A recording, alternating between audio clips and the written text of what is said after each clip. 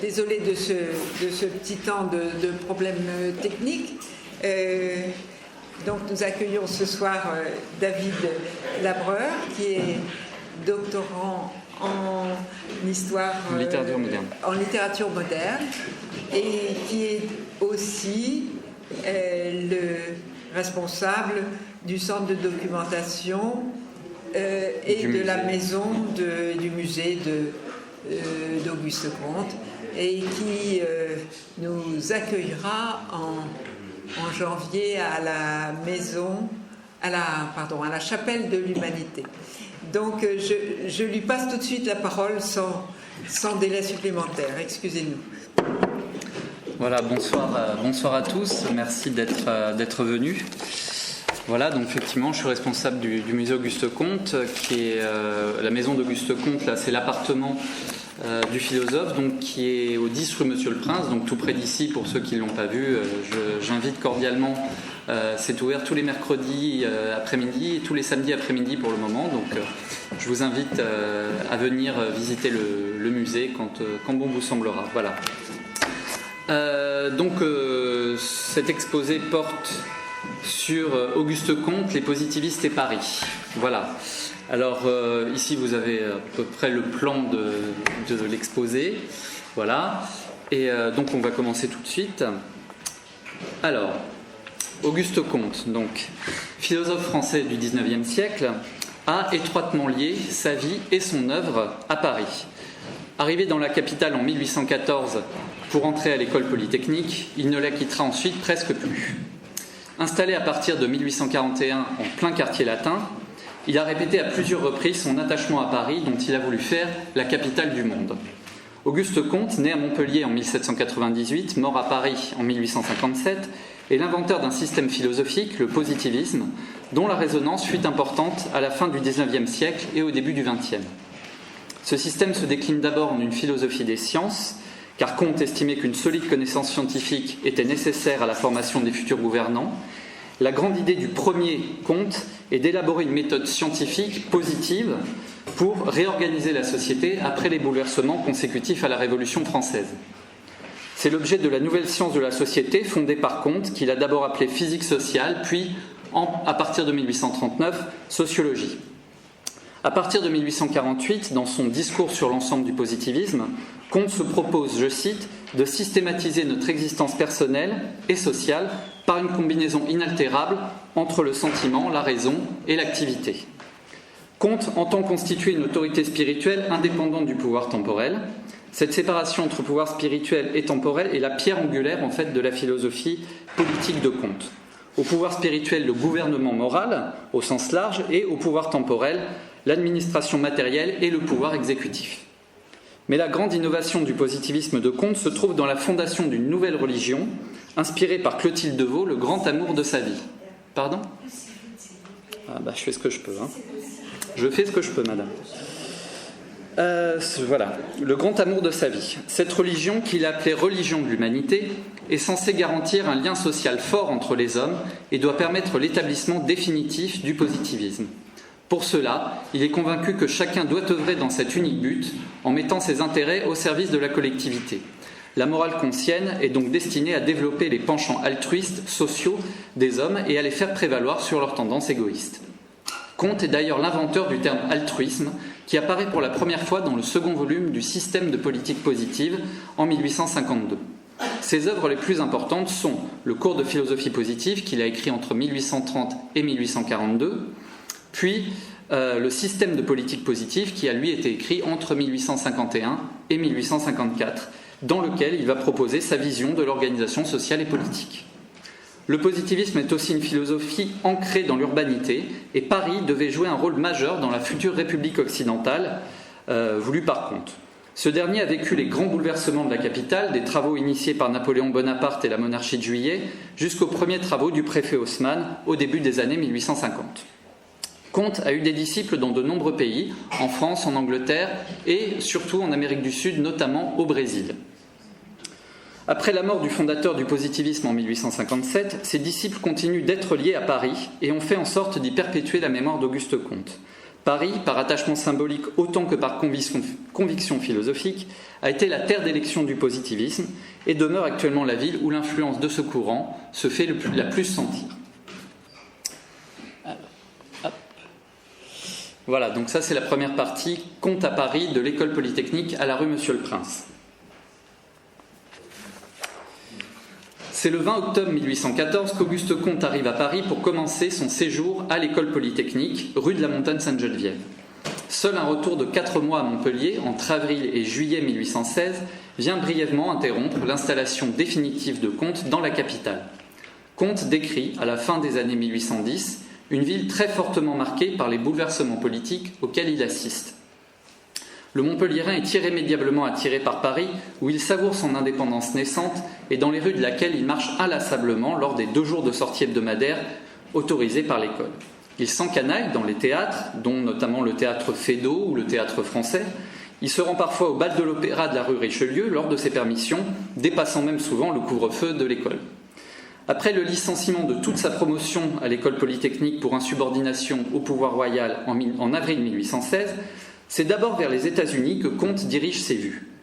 Il voit se dessiner la perspective d'un poste de professeur de mathématiques dans une institution encore à créer, fondée sur le modèle de Polytechnique. Mais le projet échoue et c'est donc à Paris qu'il s'attache définitivement. La ville semble à la mesure de son ambition naissante et tous les espoirs lui sont alors permis. De plus, ses projets d'enseignement semblent devoir se réaliser plus sûrement dans la capitale qu'en province, comme il le confirme à son ami de Montpellier, Pierre Vallat, je cite « Pour moi, je n'ai point à me plaindre des Parisiens de ce côté, on fait généralement ici beaucoup de cas des sciences et de ceux qui les enseignent. » Promeneur curieux, il observe en détail les conditions sociales qui règnent à Paris et ne peut s'empêcher de constater une misère et une pauvreté latentes dans une lettre au même Vallat, je cite « La misère publique est énorme à Paris, le pain est fort cher et l'on craint même d'en manquer. On ne peut pas faire un pas dans la ville sans avoir le cœur brisé par l'affligeant tableau de la mendicité. Ah, combien il est révoltant lorsque tant d'individus manquent du nécessaire absolu. » Paris est avant tout, depuis la Révolution, non seulement une ville qui se transforme architecturalement, c'est le Paris d'avant les bouleversements haussmanniens, mais aussi la ville symbole de la liberté de vivre et de se conduire comme on l'entend. Je cite à nouveau Comte, « De toutes les villes du monde, Paris est celle où l'on peut le plus jouir de la liberté civile. » Comme le souligne le sociologue Wolf Le Péniès, il est sans doute avantageux de pouvoir s'exprimer sur les problèmes politiques et même de pouvoir imprimer son opinion sur eux, mais Comte place encore plus haut la liberté de se vêtir, de se nourrir, de se loger comme on le souhaite et de ne suivre en tout cela que sa fantaisie. C'est la possibilité de vivre à Paris, de vivre à sa guise, qui fixe en réalité Comte à Paris. Tandis que la révolution industrielle transforme la capitale en ce début du XIXe siècle, ses habitants changent non seulement leur style de vie, mais aussi leur manière de percevoir le monde. Les Parisiens sont en extase devant le spectacle de la vie moderne et prennent plaisir, pour les plus aisés d'entre eux, à fréquenter le théâtre, l'opéra ou les nouveaux musées. Les flâneurs étudient la nouvelle culture des boulevards et des passages couverts sont construits pour rendre plus agréables les moments passés à faire les magasins. Dans ses lettres de jeunesse, Comte confirme son attachement à la capitale. Des expressions relevées dans sa correspondance, comme « ne point quitter Paris absolument »,« passer ma vie à Paris »,« rester à Paris », expriment cette volonté.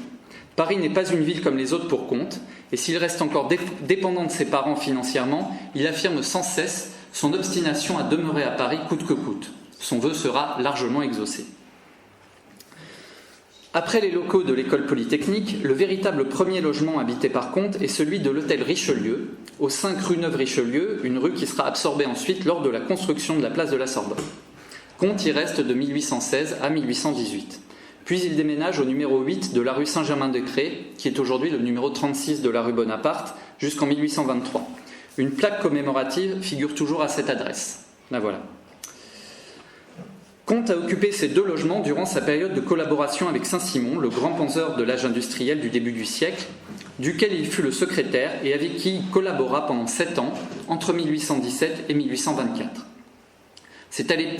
Donc en fait, ça c'est l'époque de ses œuvres de jeunesse, de l'écriture notamment, du plan des travaux scientifiques nécessaires pour réorganiser la société, qui est écrit en 1822, et notamment de la conception en fait de la fameuse loi des 3 états, qui, selon Comte, dit que chaque connaissance passe par 3 états successifs, l'état théologique, l'état métaphysique et l'état positif. Et Comte estime qu'on va du coup entrer dans l'âge positif, c'est-à-dire celui l'âge en fait qui se détache de l'étude des causes des phénomènes pour entrer dans l'âge où on étudie les phénomènes en eux-mêmes et les liens qui les régissent.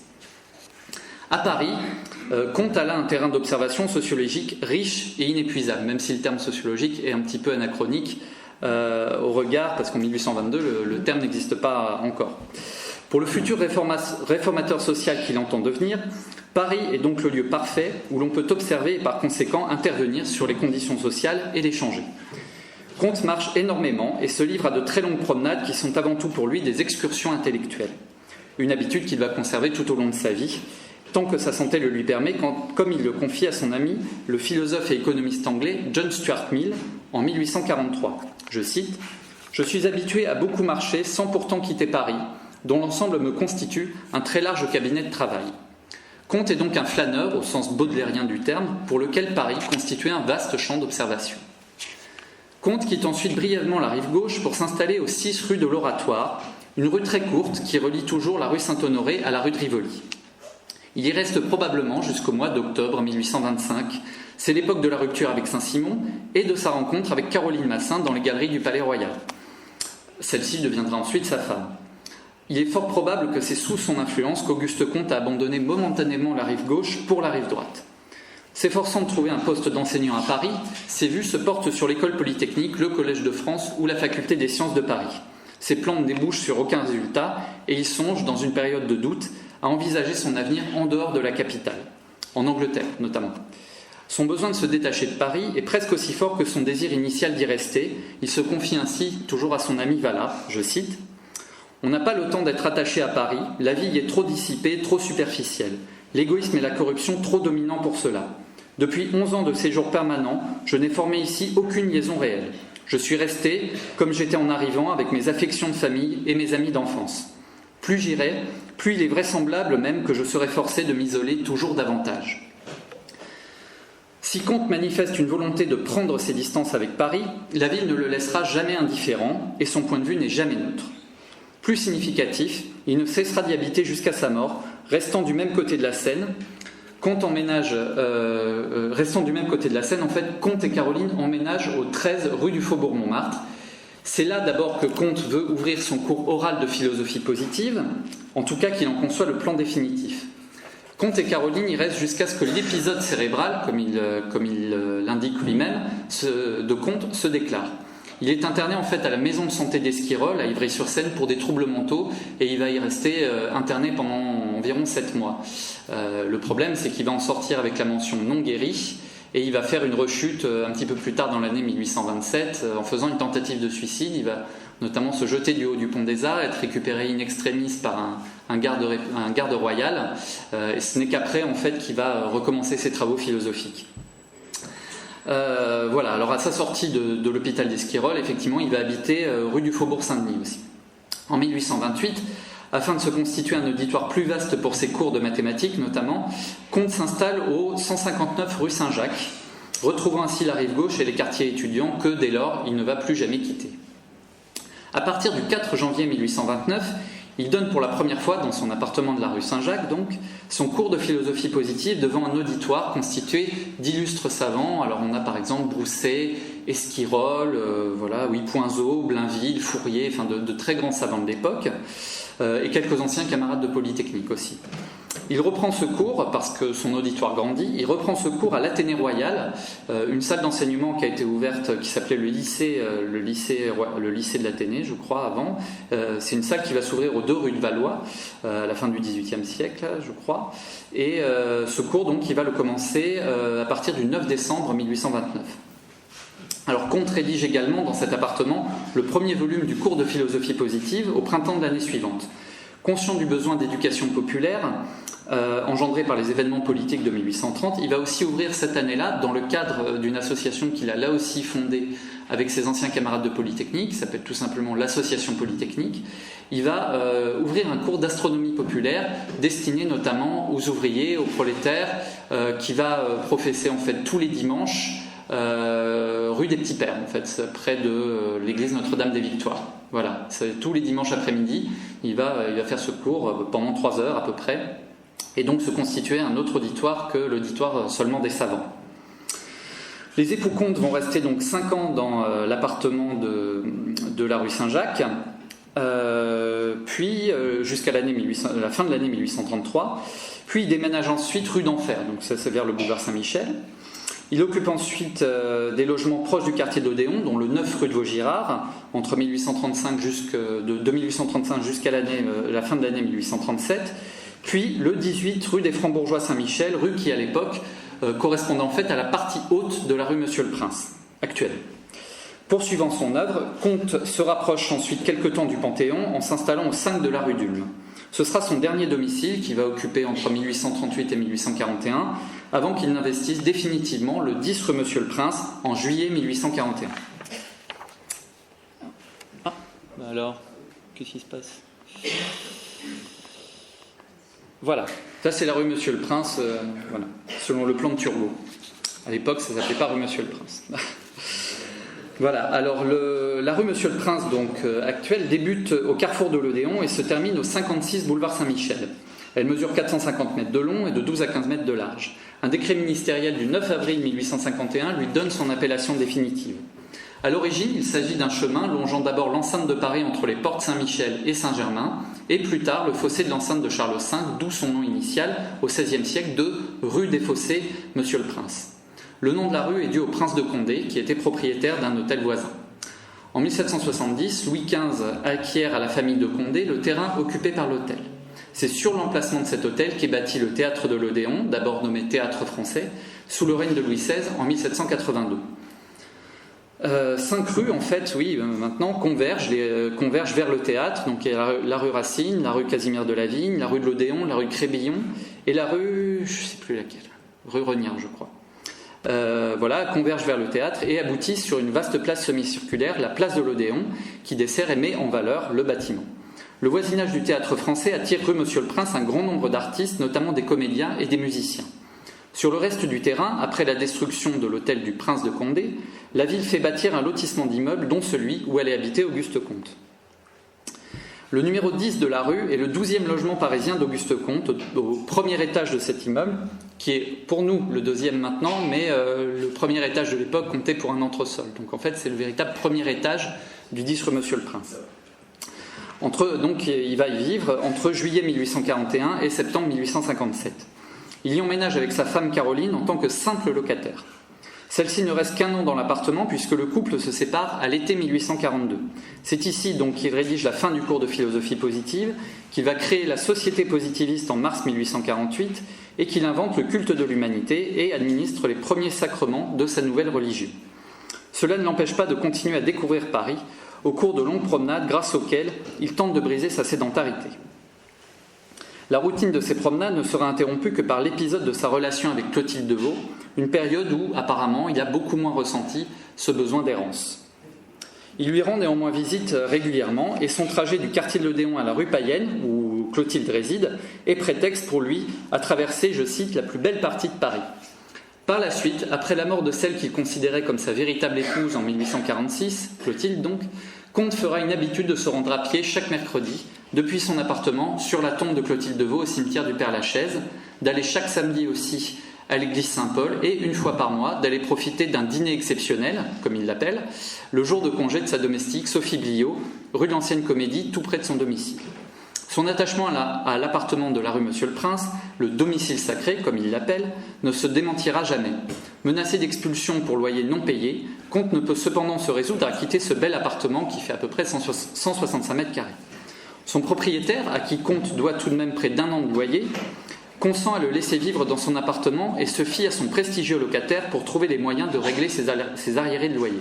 Soulagé, il confie à son disciple le plus proche, Pierre Lafitte, en janvier 1849, je cite, « Il me laisse ce saint domicile ». Dans une circulaire adressée à ses disciples positivistes qui le soutiennent financièrement grâce à leurs dons, Comte leur explique son attachement à son domicile de la rue Monsieur le Prince.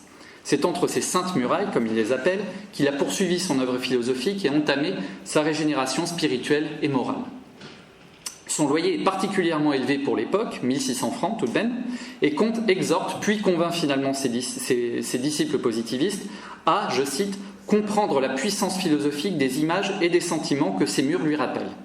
Le philosophe a ainsi pu, grâce à eux, rester dans l'appartement. Le domicile de Comte a été, conformément à ses souhaits, conservé par une exécution testamentaire choisie parmi ses disciples après sa mort. Ils gardèrent le domicile sacré, qui a été le siège de la société positiviste jusqu'au début du XXe siècle, et le lieu de rassemblement des admirateurs de Comte. Pierre Lafitte crée en 1893 une société civile immobilière et achète, avec l'aide des autres disciples positivistes, l'immeuble tout entier. Les schismes successifs au sein du mouvement positiviste fragilisent ensuite la sauvegarde de l'appartement. Et c'est grâce à un diplomate brésilien, délégué permanent du Brésil à l'UNESCO, qui s'appelle Paulo Carneiro, que l'appartement est définitivement sauvé.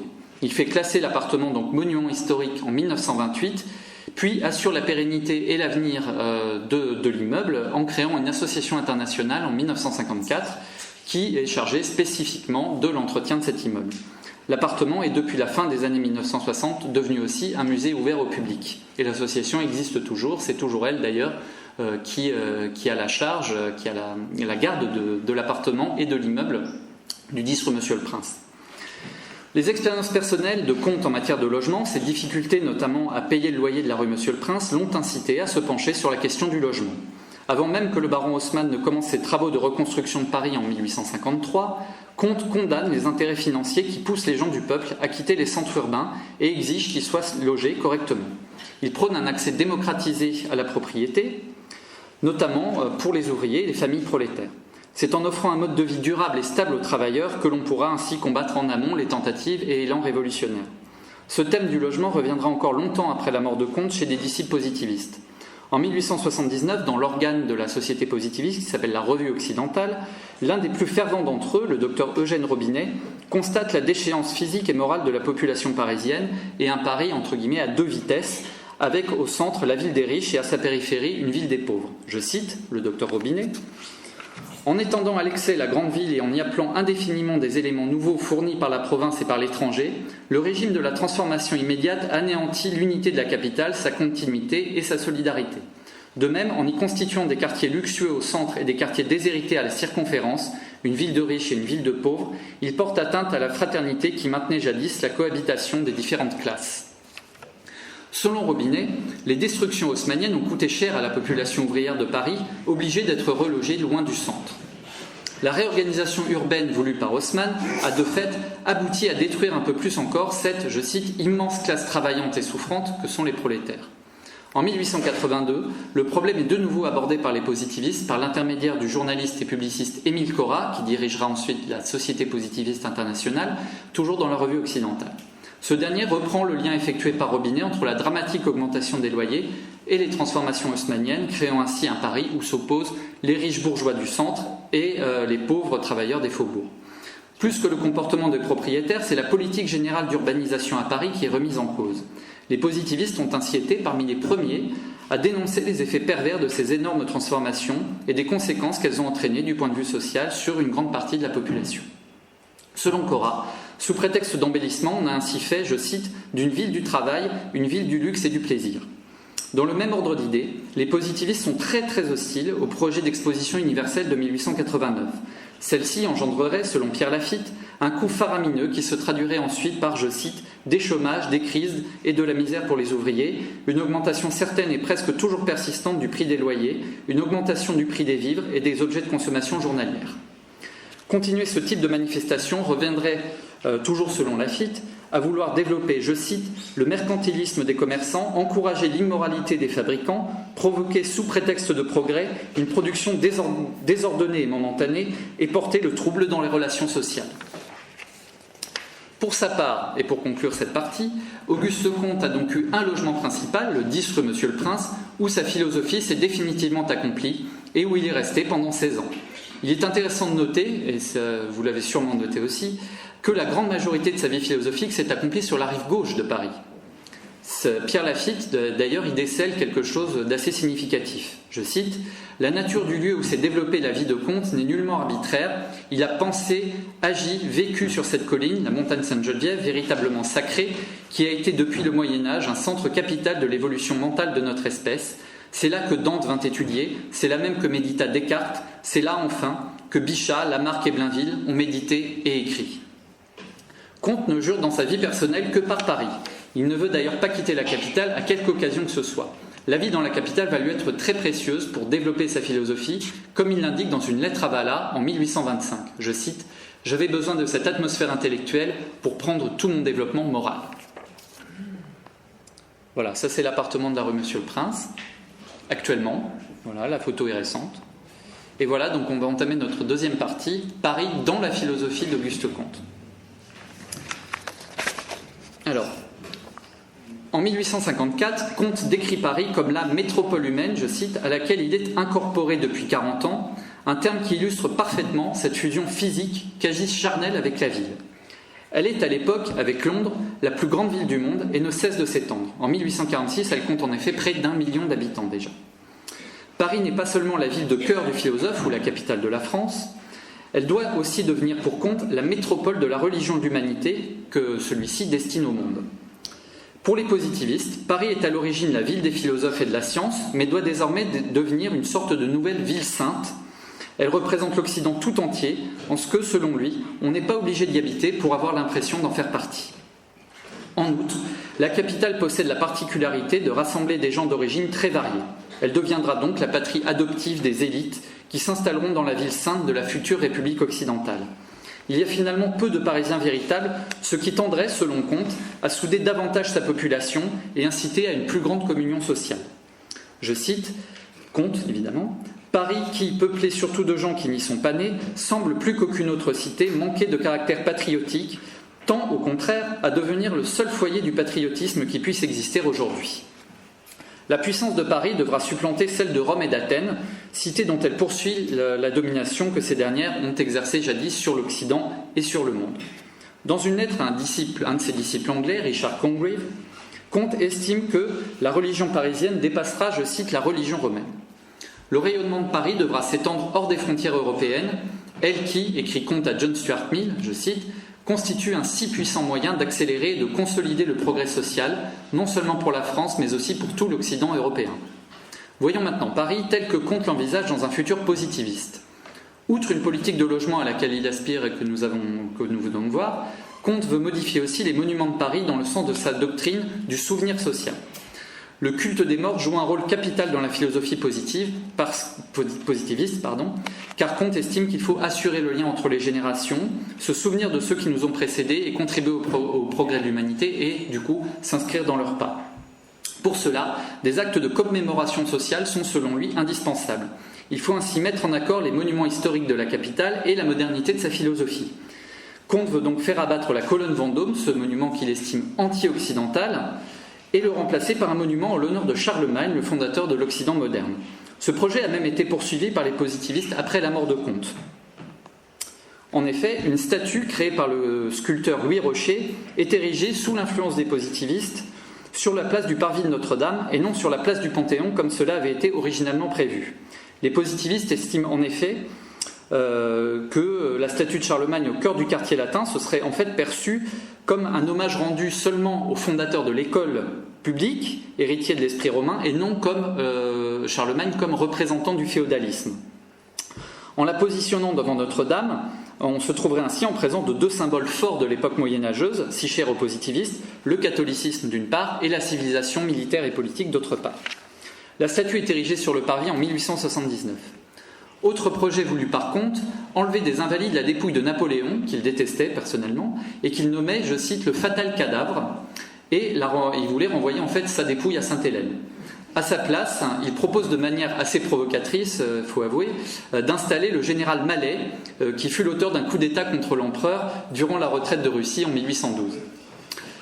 Comte a également l'intention d'implanter 2000 temples positivistes en France, chacun tourné, selon le principe de la Qibla musulmane, vers Paris, symbole de convergence spirituelle et morale de tout l'Occident.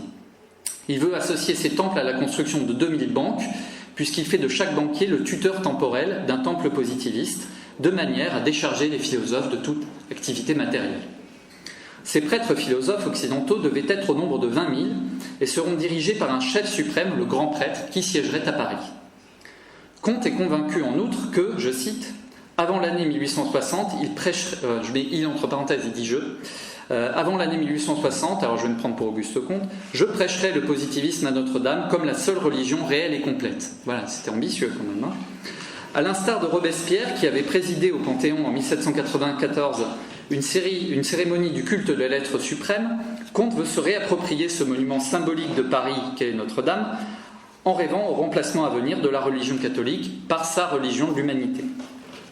L'éducation esthétique prime aussi dans l'avènement du positivisme, et Comte veut ainsi fonder des théâtres. En fait, oui, il veut fonder des théâtres occidentaux, ce qu'il appelle des théâtres occidentaux, dans lesquels il y aurait, dans chaque ville, mais surtout à Paris, dans lesquels il y aurait des représentations 5 jours par semaine tout au long de l'année, et où la moitié des places seraient mises gratuitement à disposition, notamment des ouvriers.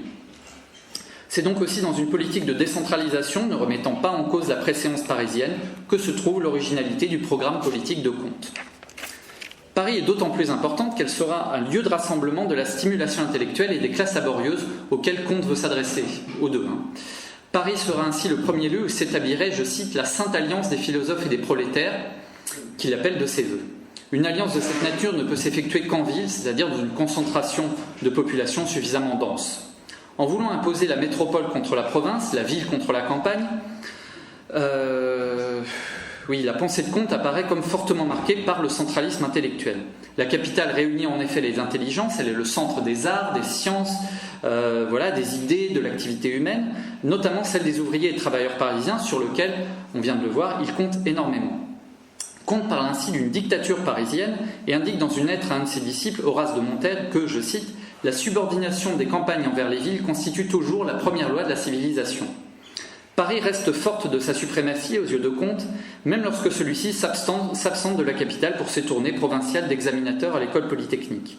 Comte n'est pas un homme de la campagne qui ne le stimule ni affectivement ni intellectuellement, au contraire de la ville. Il se plaint ainsi à Mille de s'éloigner de trop longtemps de sa chère vie parisienne. Même si parmi les autres villes françaises, Comte accorde une certaine estime à Lyon notamment, rien ne vaut Paris, comme il l'indique dans une lettre à sa femme Caroline Massin. Je cite, « En tout, plus on voit la province et moins on regrette la suprématie exclusive de Paris, plus on désire même que ce despotisme ou cette tutelle, exercée toutefois avec charité et intelligence, devienne encore plus intime et plus continue, afin de secouer cet engourdissement moral.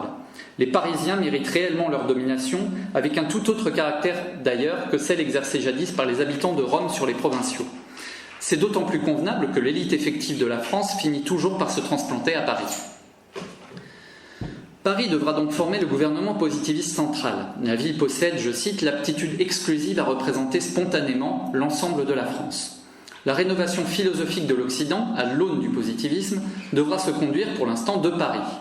Pour toute la France, Comte a imaginé 16 intendances, c'est à peu près l'équivalent de nos régions actuelles, comprenant chacune 5 à 6 départements. Une partie des tâches administratives serait transférée aux provinces, mais Paris n'aurait pas à en souffrir. Je cite, « Paris se disculperait de toute tendance à une excessive concentration en ne craignant pas de créer en France 15 grands foyers locaux qui seconderaient beaucoup la propagation du vrai mouvement réorganisateur. Au contraire, Paris, de ce fait, deviendra avant tout le centre du pouvoir spirituel dont la supériorité mentale et morale, comme il le dit, se verra définitivement accrue. » Comte se préoccupe du présent comme du futur de la capitale. Un projet de livre sur Paris voit ainsi le jour au crépuscule de sa vie. Il devait s'agir à l'origine d'une brochure d'une centaine de pages simplement intitulée « Paris ». En octobre 1856, devant quelques-uns de ses disciples, il dévoile les 3 parties du plan du futur ouvrage en indiquant un sous-titre, en fait, « Paris, c'est la France, l'Occident, la Terre ». Cette maxime doit illustrer le caractère universel de la nouvelle ville sainte. La brochure, que Comte considère encore en décembre 1856 comme un opuscule important, devra préciser comment Paris gardera sa préséance comme centre de la République occidentale aussi longtemps que possible. Le positivisme tout entier se voit symbolisé et incarné dans cette grande métropole terrestre. D'après sa correspondance, Comte veut achever sa brochure sur Paris en mai 1857. Elle aurait dû paraître juste après l'un de ses derniers ouvrages qui s'appelle L'Appel aux conservateurs, mais ça aura engagé trop de frais typographiques consécutivement et l'argent lui manque beaucoup à cette époque. Sa parution est repoussée à 1860 puis à 1862 avant que le projet ne passe à un second plan. Comte entend en effet, je cite, « ne pas troubler le précieux chômage où je dois paisiblement préparer la partie la plus difficile et la plus décisive de ma construction finale. » Comte parle ici de la morale positive, dont l'esquisse se trouve dans son dernier ouvrage, La synthèse subjective, en 1856. Selon Comte, Paris ne doit garder sa préséance que comme capitale de la République occidentale. mais lorsque le positiviste aura triomphé sur la terre entière, il sera question de transplanter la capitale du monde dans une ville où l'Orient et l'Occident se rencontrent. Comte est devenu en effet tellement désillusionné par la suite par la superficialité et la moralité des Parisiens que vers la fin de sa vie, il soutient qu'au troisième stade de l'histoire, le fameux troisième état, l'ère du positivisme, la capitale du positivisme et du monde ne serait donc plus Paris, comme il l'a tout d'abord pensé, mais Constantinople. Je cite: « Quand l'homogénéité positive sera suffisamment complète, l'Occident s'effacera devant la Terre et Paris ne remplira plus les diverses conditions essentielles d'un vrai centre universel.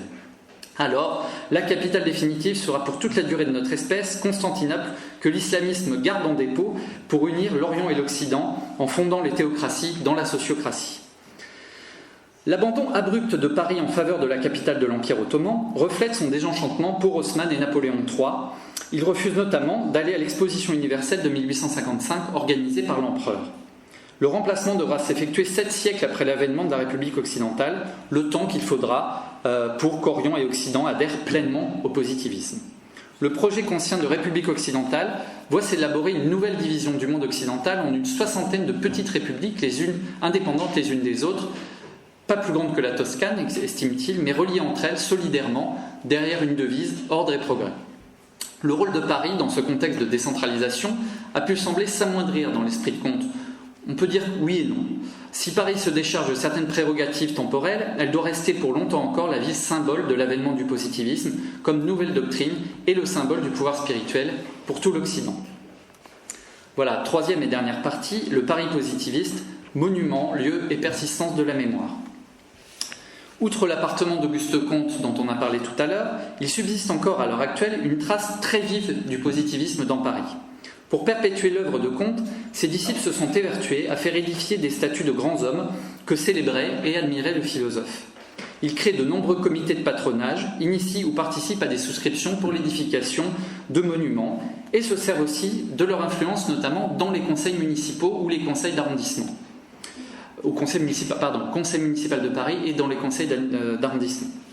3 statues ont ainsi été édifiées sous l'action ou grâce à l'initiative directe des positivistes. Les statues de Diderot, de Danton et de Condorcet, au cœur du 6e arrondissement de Paris, où le positivisme orthodoxe avait lui-même son attache la plus forte. Alors pour la statue de Diderot, lors du centenaire de la mort de Diderot, un comité pour la libre pensée prit l'initiative d'une souscription en faveur de l'érection d'une statue de Diderot à laquelle les positivistes apportèrent un soutien actif, eux-mêmes ayant célébré le fondateur de l'encyclopédie lors de nombreux pèlerinages et à l'occasion d'hommages divers. Le sculpteur Jean Gautrin exécuta pour la célébration un modèle provisoire en plâtre installé place Saint-Germain-des-Prés. La statue définitive, en bronze, est inaugurée le 13 juillet 1886 sur l'un des terre-pleins du boulevard Saint-Germain, face à la rue Saint-Benoît. En 1940, des aménagements de voirie entraînent le transfert à son emplacement actuel de cette statue, qui fait partie des rares figures historiques à avoir échappé à la destruction sous l'occupation. En ce qui concerne la statue de Danton, elle a été réalisée par le sculpteur Auguste Paris et prévue initialement pour le centenaire de la Révolution française. Elle a finalement été inaugurée le 14 juillet 1891 sous l'impulsion du conseil municipal de Paris. Elle a été érigée à l'endroit même où s'élevait sa demeure, carrefour de l'Odéon, détruite par la construction du boulevard Saint-Germain en 1876. Le docteur Robinet, dont on a parlé tout à l'heure, exécuteur testamentaire d'Auguste Comte, a lui-même grandement contribué à la réhabilitation de Danton. Il a notamment écrit un grand nombre d'ouvrages sur le personnage. Et c'est sous son impulsion en fait, que les positivistes prirent une part active à la souscription en faveur de la statue. Pierre Lafitte, directeur du positivisme, prononça un discours officiel le jour de l'inauguration au nom des positivistes, une première dans ce type de cérémonie. En 1888, là c'est pour la statue de Condorcet, les positivistes prirent l'initiative de l'érection d'une statue de Condorcet qui est considérée comme, je cite, le précurseur philosophique d'Auguste Comte par un de ses disciples. Ils vont adresser une pétition au conseil municipal de Paris et demander à ce que le monument soit élevé, je cite, sur le refuge du quai Conti, en face du numéro 13, entre l'hôtel des Monnaies, dont il fut le directeur, et le palais de l'Institut où se réunit l'Académie des sciences, dont il fut en son temps le secrétaire perpétuel, et qu'elle soit inaugurée le 27 mars 1889, l'année du centenaire. Voilà, donc la statue, œuvre du sculpteur Jacques Perrin, n'a été officiellement inaugurée que le 14 juillet 1894, mais conformément aux positivistes, on voit bien qu'elle a été érigée à l'endroit préconisé par eux-mêmes en 1888. Voilà. Alors là, c'est le Père Lachaise. Le cimetière du Père-Lachaise est l'un des nombreux foyers insoupçonnés de la postérité positiviste parisienne.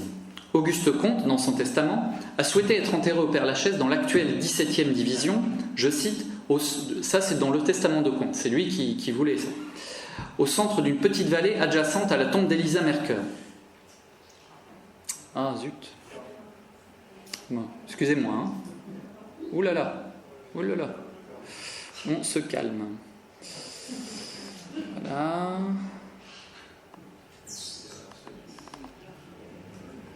Bon, vous voyez quand même si... Bon, ça va, je vais pouvoir changer après. Voilà. Donc, voilà. Là, je cite le testament d'Auguste Comte qui voulait donc être enterré au centre d'une petite vallée adjacente à la tombe d'Elisa Mercœur. Alors, en fait, Elisa Mercœur, c'était une poétesse nantaise qui était amie de Victor Hugo, notamment, et qui était la poétesse préférée de Clotilde Devaux. C'est pour ça. Il fit part de cette volonté dès 1847 à Pierre Lafitte. Son souhait sera exaucé par ses disciples qui, tous les 5 septembre, se sont depuis rendus sur la tombe du fondateur du positivisme. Comte ne pouvait se faire enterrer auprès de Clotilde Devaux, elle aussi inhumée au Père-Lachaise, mais dans la première division, au sein du caveau familial des Maris. C'était sa famille natale. Une grande sculpture en bronze représentant Clotilde, que vous voyez là, œuvre probablement du peintre et sculpteur brésilien positiviste Décio Vilares, a été offerte par les positivistes brésiliens et installée derrière la tombe en 1985. Voilà. Autour du maître, on remarque la présence de tombes appartenant à des disciples de sa philosophie. Alors il y a ses proches comme Lafitte et Magnin, mais aussi Sophie Bliot, dont je vous ai parlé tout à l'heure, qui était la domestique et nommée fille adoptive d'Auguste Comte. Voilà, elle même était nommée fille adoptive d'après son testament. Voilà. Alors il y a des disciples aussi un peu plus récents comme Auguste Gourge ou l'anarchiste aussi Georges de Herme, qui était un fidèle d'Auguste Comte. Ce carré positiviste, il est situé près du rond-point Casimir-Périer. Pour ceux qui connaissent ce cimetière, ça devrait être connu. Et ça reste un élément de curiosité qui est encore visité à l'heure actuelle, ça j'en ai le témoignage très régulier, par de nombreux Brésiliens notamment. Alors un historien aussi, Christian Cherfis, a milité pour un transfert des cendres d'Auguste Comte au Panthéon, estimant que, je cite, « puisqu'il y a un Panthéon, là est la place d'Auguste Comte ». Le philosophe voyait dans cette construction encore récente, là je parle de Comte, le philosophe voyait dans cette construction encore récente à son époque, il faut savoir que le Panthéon a été achevé seulement en 1790, le premier temple de l'humanité au moment de l'avènement du positivisme, et voulait déjà se réapproprier de son vivant, je cite, « le temple solennellement voué dès le début de la crise finale au culte des grands hommes, que j'ai seul systématisé, de manière à permettre son essor continu. L'inscription actuelle devrait subsister, sauf à remplacer la patrie par l'humanité. » Les positivistes français ont été assez enthousiastes à cette idée, mais les positivistes brésiliens s'y sont farouchement opposés, rappelant que le vœu de Comte était d'être enterré au Père-Lachaise. Un transfert n'aurait été éventuellement possible qu'au moment où sa philosophie se serait apposée d'une part à Paris, mais aussi dans tout l'Occident. Mais la ville, grâce à l'action déterminée des positivistes, a tout de même su trouver une place au souvenir d'Auguste Comte. Alors, on a inauguré le 17 juin 1885, dans le 6e arrondissement, devant le jardin du Luxembourg, une rue Auguste Comte, dans le prolongement de la rue de l'Abbé de l'Épée, dont on a débaptisé la portion allant du boulevard Saint-Michel à la rue d'Assas. C'est Marcel Boll, membre du conseil municipal de Paris et positiviste, qui a été à l'origine de ce changement de nom, comme l'indique le rapport de la commission chargée de la dénomination des rues au conseil municipal de Paris. Je cite: « Notre honorable collègue M. Boll a fait remarquer que la rue de l'Abbé de l'Épée se trouve presque entière sur le 5e arrondissement et que la partie nouvelle de cette rue, comprise entre le boulevard Saint-Michel et la rue d'Assas, est dans le 6e arrondissement. Que, de plus, elle n'est pas habitée et qu'il ne peut y avoir aucun inconvénient à en changer le nom. M. Boll a donc proposé à votre commission de donner à cette partie de la rue de l'Abbé de l'Épée le nom d'Auguste Comte, le célèbre philosophe de l'école positiviste. » Les seules objections du conseil municipal de l'époque allaient dans le sens d'un regret que le nom d'Auguste Comte ne fût pas attribué à une voix plus importante. Il y a même un temps été question de proposer que la rue Monsieur le Prince prenne le nom de Comte, qui y habita plus de 15 ans. Mais ce projet a été abandonné par les positivistes eux-mêmes, car il était entendu que, en mémoire du lieu sacré où était inventée la religion de l'humanité, cette rue ne saurait être débaptisée et disparaître à jamais du paysage parisien, comme le souligne Pierre Lafitte. Je cite: « La proposition si bien motivée par M. Boll a l'avantage de ne pas toucher au nom de la rue Monsieur le Prince, nom qui, à notre avis, doit être soigneusement conservé et dont la mémoire croîtra avec les progrès du positivisme. Plus qu'une rue portant son nom, c'est une statue à la gloire d'Auguste Comte qui a fait la fierté des positivistes français. » Voilà. Pour les positivistes, la question d'un monument à Auguste Comte se posait immanquablement. À l'initiative de Pierre Lafitte, un comité de patronage pour promouvoir un projet de statue a été créé en 1890 et de nombreuses personnalités en ont fait partie. Alors je peux citer notamment Jules Ferry, Émile Durkheim, Georges Clemenceau ou Ernest Renan. Une première statue d'Auguste Comte vit le jour dès 1891. Œuvre du sculpteur Levasseur sur une idée du naturaliste Léon Gérardin, admirateur de Comte, elle représentait Comte assis, refermant un volume de la Divine Comédie de Dante, qui était son ouvrage préféré. Elle fut exposée au Salon des Champs-Élysées, mais devait trouver une place définitive rue Auguste-Comte, dans la toute nouvelle rue Auguste-Comte, et être adossée, je cite, au petit square faisant face au Luxembourg. Toutefois, les positivistes, par l'intermédiaire du docteur Constant Hillemand, dans la Revue occidentale, trouvèrent que Comte y donnait, je cite, c'est assez rigolo, une impression d'abattement que viennent encore augmenter et l'attitude affaissée du corps et l'expression de tristesse du visage. Nous n'avons malheureusement aucune trace concrète de cette œuvre. Une nouvelle campagne en faveur d'un monument à la gloire du fondateur du positivisme fut mise en place en 1898, à l'occasion du centenaire de sa naissance. Un vibrant appel au conseil municipal de Paris fut lancé par le même Constant Hillemand, qui voulait ainsi, je cite, « voir la ville, par l'assentiment volontaire de ses représentants, donner droit de cité, un demi-siècle après sa mort, au grand homme ignoré alors dont elle a laissé passer le cercueil, inconsciente ou indifférente, permettre à un grand nombre de contemporains, par leur patronage, de confesser publiquement leur admiration pour le fondateur du positivisme. » C'est finalement le sculpteur Jean-Antoine Injalbert qui fut chargé d'exécuter le monument, qui sera inauguré solennellement le 18 mai 1902, place de la Sorbonne, comme vous le voyez ici. La statue comporte un buste de Comte, à la droite duquel se tient debout une jeune femme tenant un enfant dans ses bras. À la gauche du buste, un jeune homme tenant un livre et une masse à ses pieds, qui représente les travailleurs manuels s'élevant par l'éducation intellectuelle. Y sont également gravées les devises positivistes « Vivre pour autrui »,« Ordre et progrès » et « Patrie et humanité ». L'édification d'une telle statue témoigne de la renommée du fondateur du positivisme au début du XXe siècle, à l'apogée du mouvement. Son influence est alors à son paroxysme, et quel endroit effectivement plus prestigieux pour un philosophe que cette célèbre place. La statue, au moment de son inauguration, comme vous le voyez, tourne complètement le dos à la Sorbonne. Elle a été déplacée sur le côté gauche de la place en 1980, au moment du réaménagement de cette dernière et de l'installation d'une fontaine à écoulement permanente en son centre. Là, c'est la disposition qui existe toujours aujourd'hui. Si le patrimoine positiviste rend en grande majorité hommage à Comte, Clotilde Devaux, l'inspiratrice de la religion de l'humanité, est loin d'être en reste.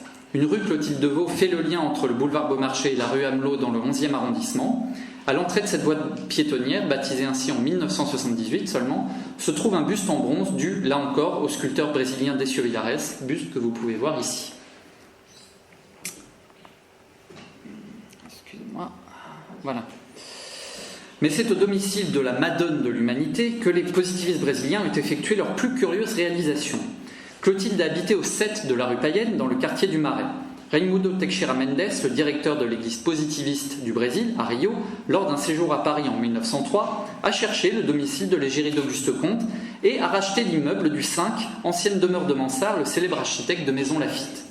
Probablement par erreur, car tous les documents officiels, sauf le registre paroissial qui a été consulté par Teixeira Mendes, attestent bien que Clotilde habita le numéro 7. Au moment de son rachat, l'immeuble était occupé par 11 locataires qui déménagèrent les uns après les autres jusqu'à ce qu'il soit vide, le 17 avril 1904. Teixeira Mendes reconstitue au 3e étage l'appartement supposé dans lequel avait vécu et était morte Clotilde. Alors, l'endroit a été visité et a été visible jusque dans les années 1980, mais maintenant c'est un appartement qui a été remis en location et qui n'a plus de traces du soi-disant passage de Clotilde. Alors, cette histoire du 5 et du 7, c'est quelque chose encore de pas tout à fait tranché.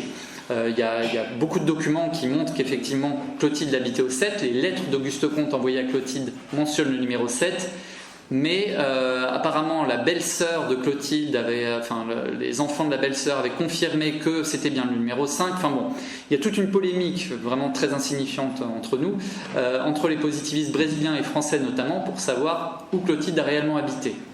Moi, je penche plutôt pour le 5 et qu'ils se sont gourés, mais après, je ne sais pas exactement, la vérité, mais à mon avis, si Comte a écrit le 7, c'est pas un hasard. Voilà, ici, tout porte à croire effectivement qu'elle a véritablement habité au 7 rue Payenne.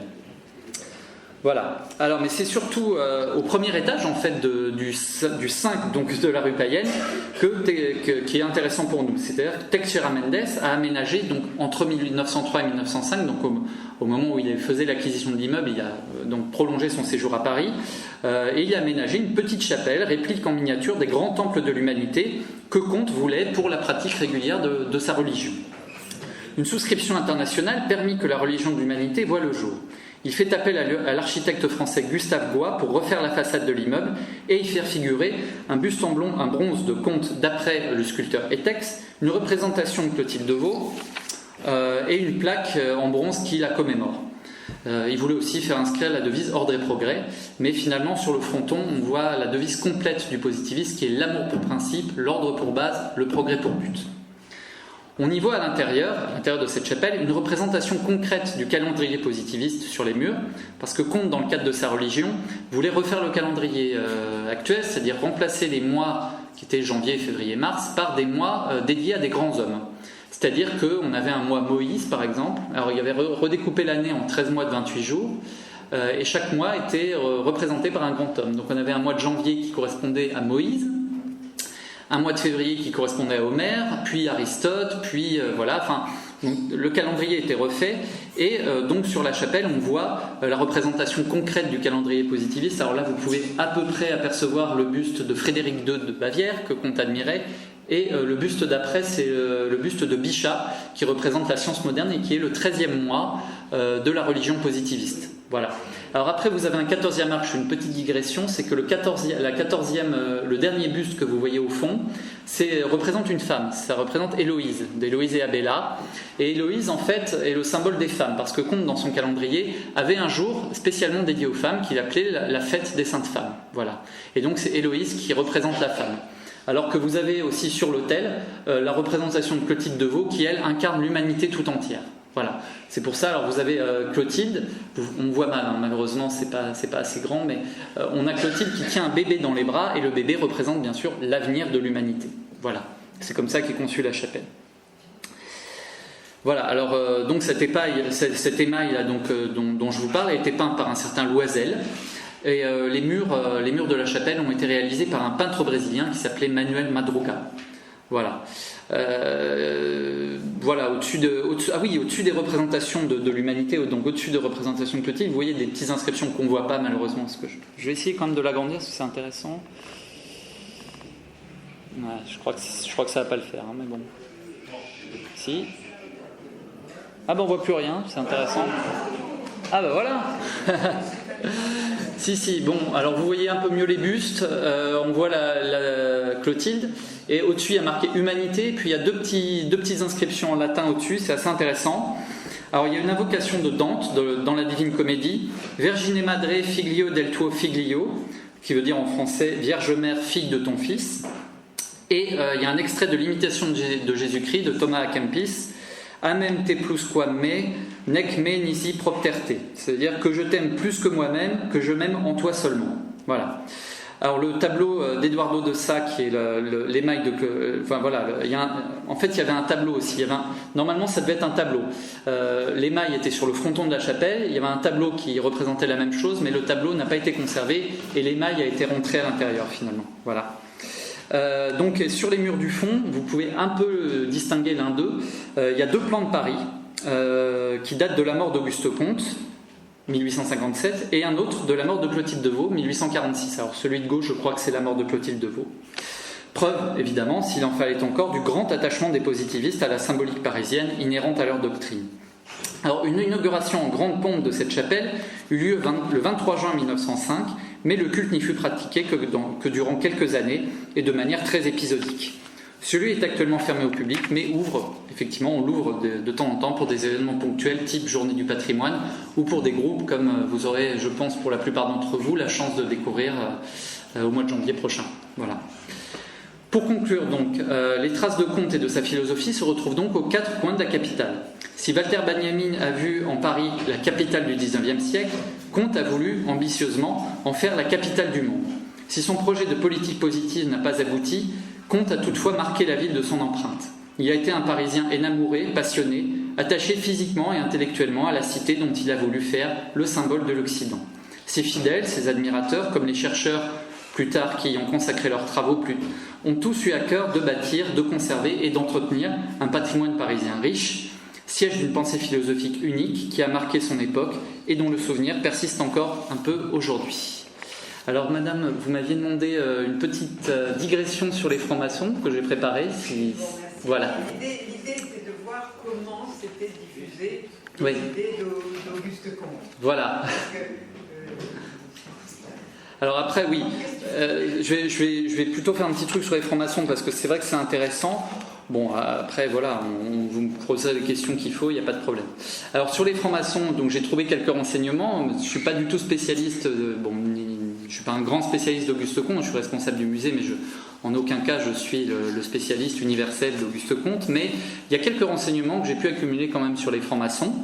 Alors, juste pour vous dire, il n'y a pas de lien direct entre Auguste Comte et les francs-maçons, et on voit qu'aucune connexion ne semble s'établir entre les positivistes et la franc-maçonnerie avant la mort du philosophe en 1857.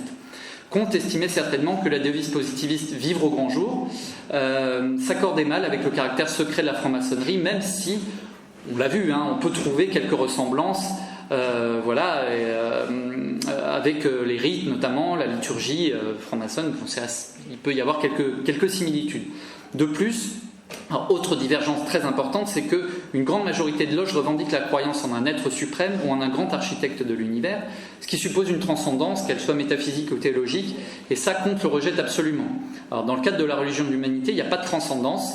L'objet de culte, c'est pas Dieu, c'est pas ou un objet naturel, c'est l'humanité tout entière. Et c'est pas transcendant. L'humanité, c'est l'ensemble des hommes qui ont vécu, qui vivent, qui vivront. Et donc, c'est en contradiction totale avec la conception d'un principe organisateur quel qu'il soit. Alors j'ai évoqué brièvement tout à l'heure les schismes qui ont fragilisé le mouvement positiviste à partir de cette date. Alors après la mort de Comte, il y a véritablement deux groupes distincts qui ont émergé. Les positivistes orthodoxes, qu'on va appeler avec Pierre Lafitte, qui était professeur de mathématiques, dont je vous ai dit, qui a été le disciple de Comte, qui était fidèle à la pensée de Comte, qui essayait d'observer la religion de l'humanité, et en fait ce groupe a été le moins influent finalement. Mais ils ont quand même réussi à conserver l'immeuble, ce en quoi on les remercie grandement. Donc il y a un groupe de positivistes orthodoxes qui était fidèle à la pensée de Comte, et un groupe mené par Émile Littré, le fameux lexicographe, qui a été un ami de Comte, qu'il a beaucoup soutenu durant sa carrière, notamment en écrivant des articles dans le journal Le National dans les années 1840, milieu des années 1840. Donc ces deux-là étaient amis. Littré admirait beaucoup la philosophie d'Auguste Comte, mais il y a eu une brouille entre guillemets, au moment où Comte a conçu sa religion de l'humanité. Parce que Littré était franchement athée, farouchement républicain, opposé à tout cléricalisme et à toute idée d'une religion. Donc la religion d'Auguste Comte lui posait problème. Ça a été à l'origine de leur rupture. Ça, et le fait que Comte a été à un moment donné, il a retourné sa veste ensuite, a été favorable à Napoléon III. Alors Littré lui était complètement opposé à Napoléon III, et donc les deux ont vraiment divergé. Et donc ce groupe d'Émile Littré a été le plus influent à partir de la fin du 19, toute la fin du 19e siècle, c'est-à-dire la deuxième moitié du 19e siècle. C'est ce groupe-là qui a été le plus influent et qui a le plus diffusé la pensée de Comte. C'est pas le groupe des positivistes orthodoxes, pas ceux qui observaient les sacrements, pas ceux qui adoptaient la religion de l'humanité. C'est véritablement ceux qui ont adopté le premier Comte, c'est-à-dire celui de l'organisation politique, celui de la sociologie, celui de l'histoire des sciences, celui de la philosophie, celui de la sociologie. Voilà. C'est vraiment cette première partie de l'œuvre de Comte, même s'il ne faut pas voir Comte comme ayant un système comme ayant deux systèmes distincts. C'est un seul système qui fait évoluer, qui part d'une philosophie des sciences, qui fait évoluer vers un tournant plus moral et politique. Mais Littré a choisi vraiment que la première partie de l'œuvre de Comte. Voilà, et donc c'est vraiment le groupe Littré finalement, ça se comprend, c'est ça qui est assez paradoxal, c'est que ça a été le groupe le plus en lien direct avec la franc-maçonnerie. Littré lui-même a été franc-maçon, parce qu'il a été reçu notamment à la loge de la Clémente Amitié en 1875, avec lui d'autres positivistes comme Charles Robin notamment, et il a été reçu le même jour que Jules Ferry, qui faisait partie de cette loge. Voilà, qui était affilié à cette loge. Et donc voilà, il y avait tout un petit groupe de positivistes affiliés à l'ITRE. Alors, il y avait aussi un russe qui s'appelait Grégoire Viroubov, enfin un français d'origine russe. Voilà, il y avait tout un petit groupe de positivistes qui étaient affiliés à cette loge de la Clémente Amitié et qui étaient en même temps affiliés au mouvement positiviste. Mais à ce mouvement positiviste un petit peu dissident, qui était le mouvement des litréistes.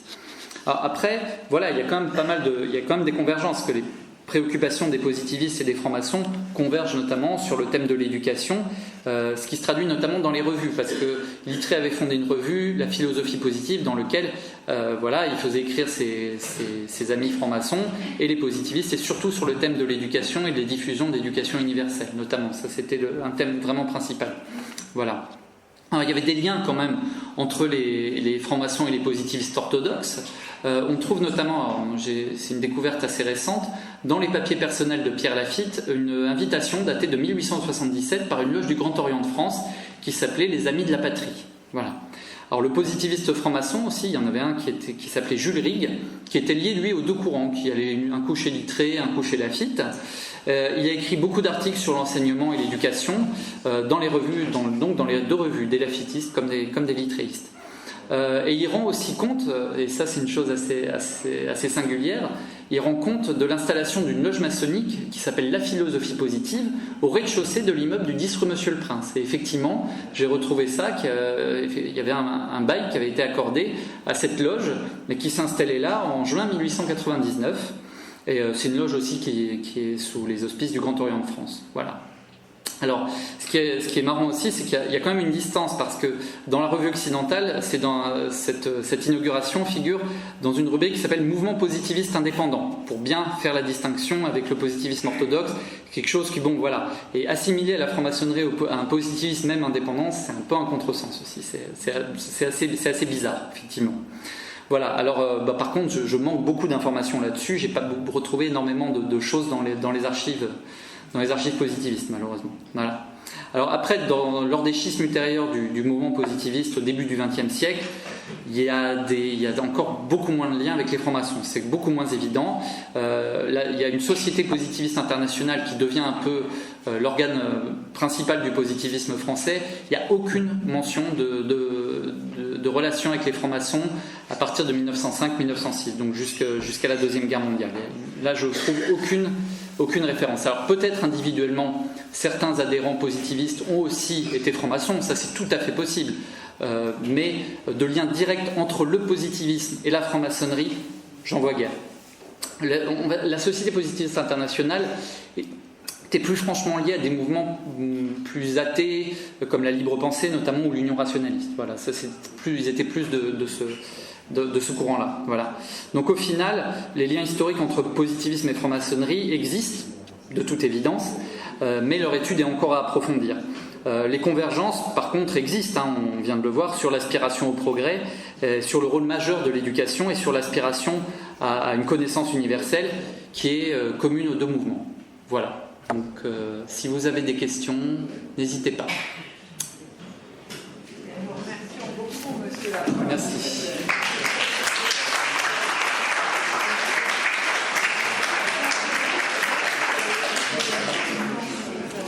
Est-ce que vous avez des questions, peut-être? Non?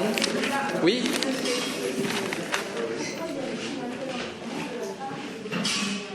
Ah, très bonne question. Très bonne question. Oui, madame demande pourquoi il y avait un tel engouement de la part des Brésiliens. Alors, si vous avez 2 minutes, je vous raconte. Voilà, alors les Brésiliens, en fait, ça date des années 1850. Au Brésil, il y a 2 écoles, l'école militaire et l'école polytechnique, à Rio. Ça forme les ingénieurs, ils ont une formation scientifique très très poussée. C'est des gens, en général, de bonnes familles qui sont plutôt formés, qui font beaucoup de voyages. Ces gens-là sont allés en Europe, notamment en France. Voilà. Et parmi ces gens-là, parmi ces étudiants de l'école polytechnique et de l'école militaire des Rio, il y a les futurs fondateurs de la République brésilienne en 1889. Parmi ces gens-là, il y a un certain Benjamin Constant de Botelho Megaeles, qui a été quasiment le grand fondateur de la République au Brésil. Il a été élève, il a fait des travaux sur compte, il a été à Paris lui-même, il a rencontré les positivistes et il a importé les travaux de Comte au Brésil. et il les a diffusés. Donc il les a diffusés à ses propres élèves parce que lui-même va devenir enseignant, va être professeur à l'école polytechnique de Rio, et il va diffuser auprès d'autres ingénieurs brésiliens, d'autres militaires brésiliens. Et parmi eux, il y a le type dont je vous ai parlé tout à l'heure qui s'appelle Raimundo Teixeira Mendes, qui a été l'un des grands dirigeants de l'église positiviste du Brésil, a été un élève de ce Benjamin Constant Megalès.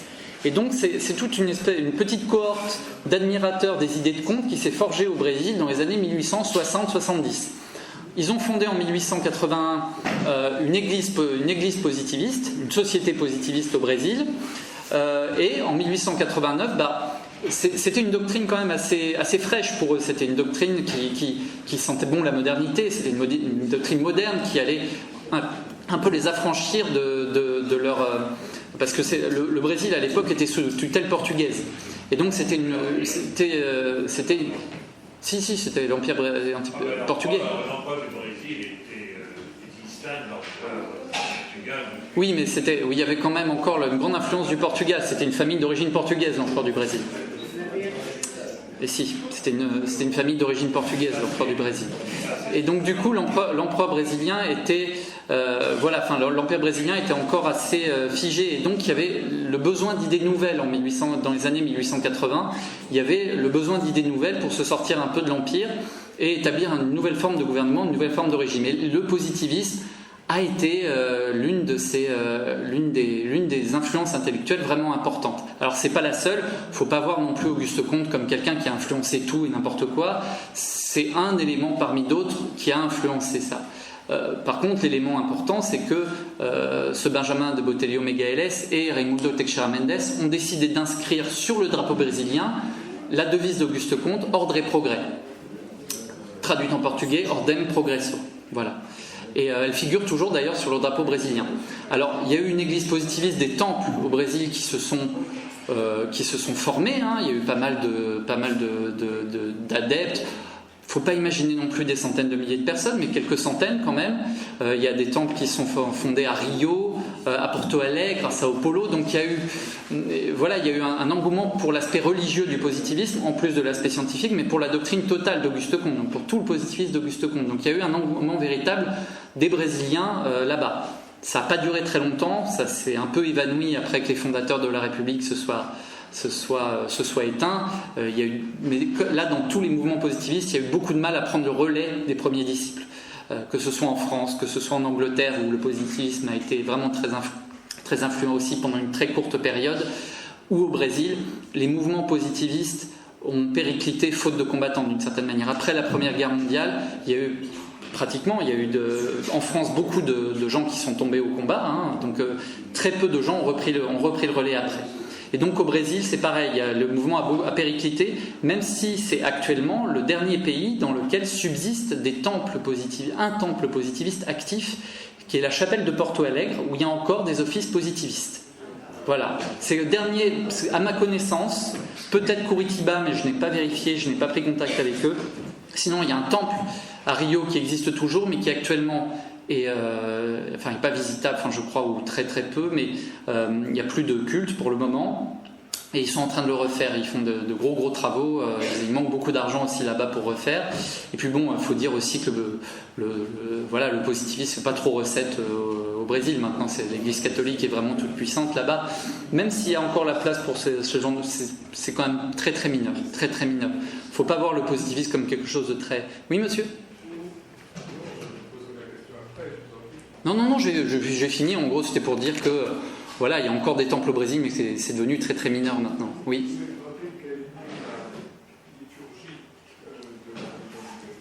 Oui. Alors, elle est très mal connue. Il y a très très peu de témoignages. Il y a des offices. Il y avait des offices qui étaient faits par des prêtres de l'humanité. Il y avait des gens qui se chargeaient de cérémonies. Alors, Comte avait repris les sacrements catholiques quasiment. Il les avait transposés. Alors le baptême devenait l'initiation, par exemple. Il y avait 9 sacrements au lieu de 7, mais il y avait une liturgie qui était très très proche de la religion catholique. Vous voyez, il y a des lieux de culte. Il y avait une sorte d'équivalent du baptême. Il y avait le mariage. Enfin voilà, il y avait aussi il fallait rythmer la vie du citoyen positiviste d'une certaine manière.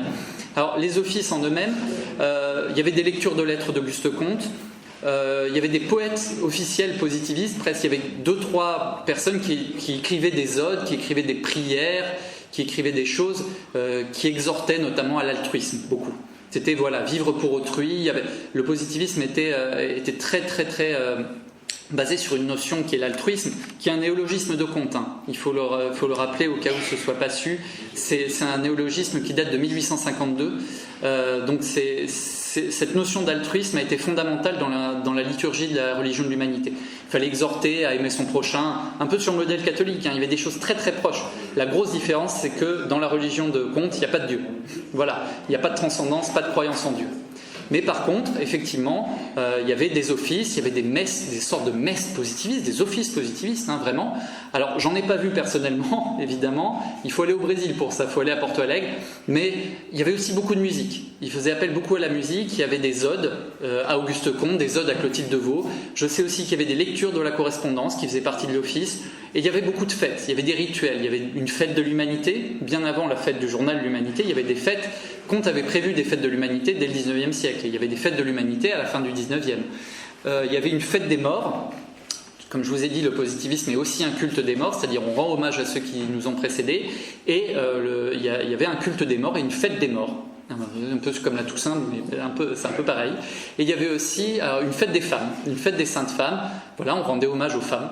Alors je ne sais pas quelle forme ça prenait, je pense, les connaissant un peu et voyant un peu, il y avait surtout beaucoup à boire et à manger, parce qu'ils faisaient des banquets, ça il y en avait beaucoup, et il y avait de la musique, ça c'est sûr qu'il y avait des chants, des odes, et voilà, alors ils faisaient aussi, autre rituel très important, c'est des pèlerinages, ils faisaient des pèlerinages sur les tombes ou sur les monuments des hommes célèbres. Il y avait des pèlerinages sur les monuments à Condorcet, sur les monuments à Jeanne d'Arc aussi, qui étaient dans le calendrier positiviste. Donc sur tous les représentants du calendrier positiviste, il y avait des pèlerinages qui étaient organisés de temps en temps, des marches, ou dans les musées, ils allaient au musée du Louvre aussi, beaucoup, ils faisaient des pèlerinages comme ça.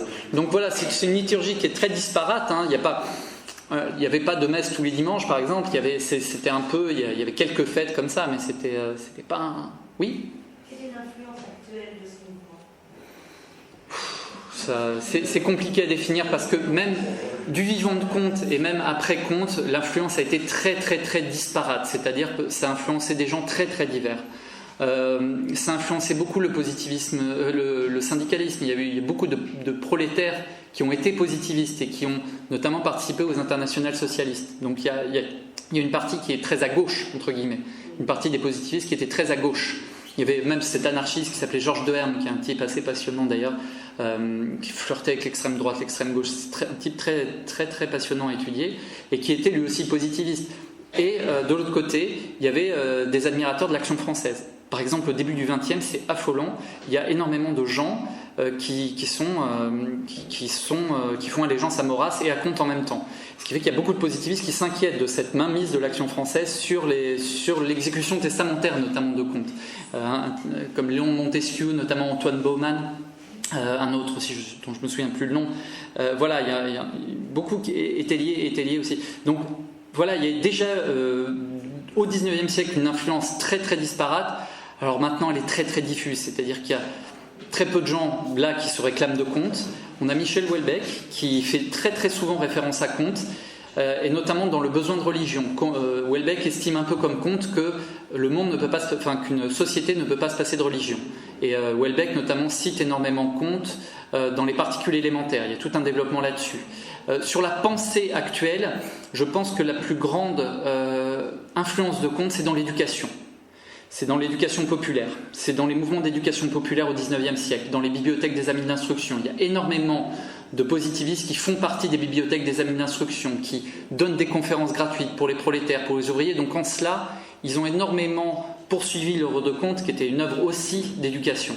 Et Ferry a été positiviste. C'est pas un hasard après si il fait une école gratuite obligatoire. Il a aussi Comte en tête.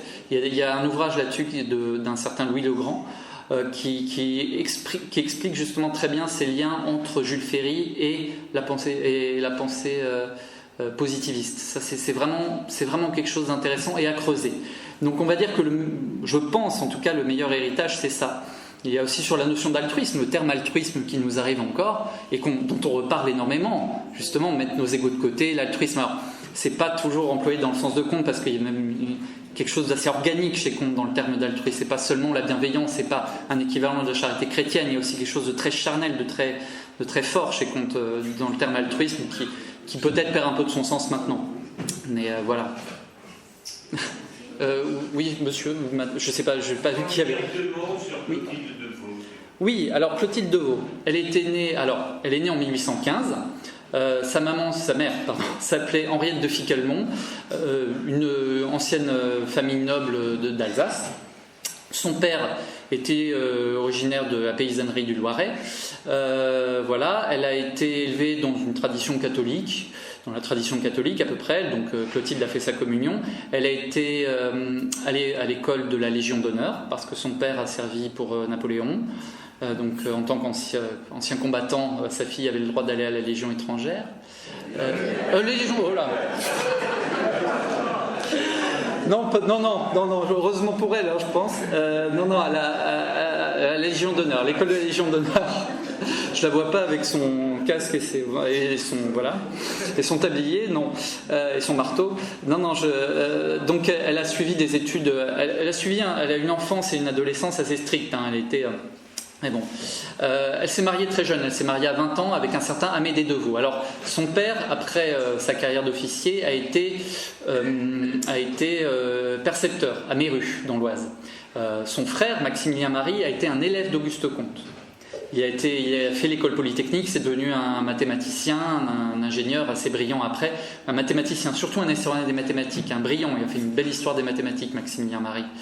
Et donc, c'est par l'intermédiaire de son frère que Comte a connu Clotilde. Voilà. Donc ça, c'était en 1844. Clotilde s'est mariée en 1835 avec Amédée de Vaux, qui était un collègue de son père à la perception de Méru. Alors, ce Amédée de Vaux l'a épousé, le mariage s'est plutôt bien passé. Alors, Clotilde avait des ennuis de santé très jeune, elle était déjà poitrinaire, physique, donc elle se faisait soigner, elle faisait des cures au tréport, enfin voilà, elle avait toujours une santé fragile, mais le mariage allait quand même plutôt bien. Sauf que Amédée de Vaux avait un gros défaut, c'est qu'il jouait beaucoup. C'était un parieur, un joueur, voilà. Et il a essayé de rembourser une partie de ses dettes de jeu avec la recette de la perception de Méru. Manque de bol, ça s'est vu. Et Amédée de Vaux, en fait, a fui en Belgique. Et il a abandonné Clotilde à son sort, la pauvre. Et donc, elle se retrouvait mariée, mais séparée de son mari, donc plus de logement, évidemment, puisque Amédée avait fui. Et elle était obligée de revenir chez ses parents. Alors, elle va essayer de regagner un petit peu son indépendance en écrivant. Elle va écrire des nouvelles. Elle va écrire une nouvelle qui s'appelle Lucie. Elle va écrire aussi un roman, enfin, une nouvelle un peu plus longue qui s'appelle Wilhelmine, que Comte d'ailleurs va relire un peu plus tard. Elle va écrire un feuilleton dans Le National, le journal de Littré, mais c'est grâce à un de ses amis qui s'appelle Armand Marrast, peut-être que vous le connaissez, son nom a été assez connu, voilà. Donc grâce à Armand Marrast, elle va publier un petit peu son feuilleton. Donc elle va essayer d'écrire un petit peu, voilà, elle se prend un peu pour George Sand, mais elle n'en a vraiment pas le talent, je vous assure, c'est pas du tout pareil. Et alors elle va aussi, parce que bon, elle voulait plus vivre chez ses parents, elle voulait quand même un peu d'indépendance. Alors sa mère va demander à son oncle, qui est diplomate en Autriche, qui s'appelle Marie de Ficquelmont aussi, je ne sais plus son prénom, c'est pas grave. Et cet oncle va lui donner une pension et qui va lui permettre de louer un appartement rue Payenne, justement au 7 normalement de la rue Payenne. Donc voilà, elle est plus ou moins indépendante, toujours malade, mais indépendante. Alors elle rencontre Comte lors d'un dîner chez ses parents. Alors, ses parents d'abord habitaient à Méru, puis son père a arrêté de travailler et donc ils ont réemménagé à Paris dans un entresol de l'hôtel Lamoignon, que vous connaissez sans doute. C'est un hôtel qui est situé près de l'hôtel, près du musée Carnavalet. C'est l'actuelle bibliothèque de la ville de Paris, me semble-t-il. Voilà. Et du coup, voilà. Donc ils se sont installés là. Je crois qu'Alphonse Daudet y a vécu d'ailleurs. Ils se sont installés là. Et donc tout près, Clotilde habite tout près, hein, c'est à peine 100 mètres. Hein. Et donc du coup, elle a vécu rue Payenne jusqu'à sa mort en 1846, parce qu'elle est morte très très jeune. Elle est morte de la tuberculose. Alors avec Comte, c'est vrai que j'ai pas trop développé ça, c'était pas le but de la conférence, mais Comte et Clotilde n'ont jamais été amants. Clotilde a été l'inspiration d'Auguste Comte, ça a été sa grande amie. Comte était amoureux de Clotilde, mais Clotilde s'est toujours refusée à lui. Elle voyait en lui un ami, elle voyait en lui quelqu'un de très important dans sa vie à elle aussi. Il faut dire que Comte l'a aidé financièrement, matériellement, voilà. Mais il n'y a jamais eu de moment charnel entre eux. Voilà, ça s'est jamais terminé comme ça.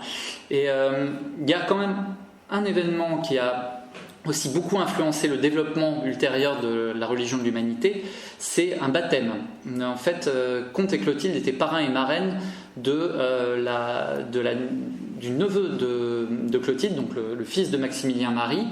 Et pour Comte, ça a été un acte liturgique très très fort qui a sans doute influencé ensuite cette perception, enfin cette envie qu'il avait justement de faire une véritable religion avec une liturgie et tout. Il était très impressionné, ça l'a beaucoup ému et il estimait que c'est là qu'on retrouvait le véritable sentiment, la véritable union, le véritable lien social. On le trouvait dans ces moments-là. C'est pour ça qu'il a vraiment estimé très important dans sa religion ensuite de faire des rites, des fêtes et voilà, de véritablement voir la religion non comme une croyance en Dieu mais comme un véritable lien social. Voilà, c'était ça qui était important. Donc, c'est pour ça que Clotilde de Vaux était vraiment très importante pour lui, parce qu'elle a sans doute initié chez Comte ce sentiment religieux. Alors, elle s'était détachée très fortement du catholicisme, très jeune. Je pense que son éducation a dû la lessiver un petit peu, et elle s'est très tôt émancipée de la religion. Voilà, elle était assez avancée, mais comme sa mère, qui écrivait aussi des essais pré-féministes, on va dire. Je ne veux pas dire féministes, mais pré-féministes, sur le rôle de la femme. Clotilde avait lu notamment John Stuart Mill, qui donnait aux femmes un rôle très important pour l'époque, ce qui est très très rare à l'époque de parler de la femme comme les féministes presque des années 70, de vouloir pour les femmes les mêmes droits. Et c'est vrai que Clotilde avait cette éducation catholique, mais c'était très vite c'était assez jeune émancipée, et donc voilà, elle discutait beaucoup avec Comte. C'était une femme qui était très émancipée d'esprit, qui était très indépendante d'esprit, et qui soutenait très, très facilement la conversation avec Comte. Donc c'était, je pense, aussi une stimulation intellectuelle pour les deux. Pour Comte aussi, même s'il y avait le côté affectif, mais il y avait aussi une stimulation intellectuelle, ça c'est sûr. Voilà. Madame ? Ah, excusez-moi, il y a encore une question, et puis... Oui. Alors, il y a eu une fille très jeune, avec un premier amour de jeunesse, mais qui est morte très jeune aussi. Donc il n'y a pas d'héritier. Ses héritiers, en fait, ce sont ses disciples. Cette exécution testamentaire qu'il a nommée. Et c'est à elle qu'il a transmis l'appartement. Alors vous allez me dire, il était toujours marié, parce qu'il était marié à Caroline Massin, qu'il l'a quittée, je vous ai dit.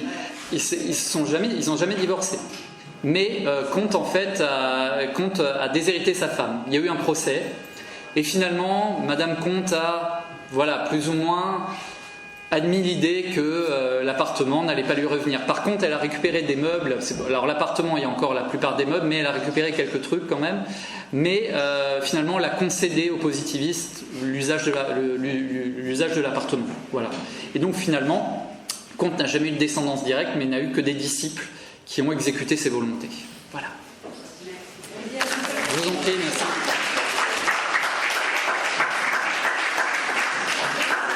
Je vous en prie, merci beaucoup. Merci à tous d'être venus et merci d'être restés jusqu'au bout.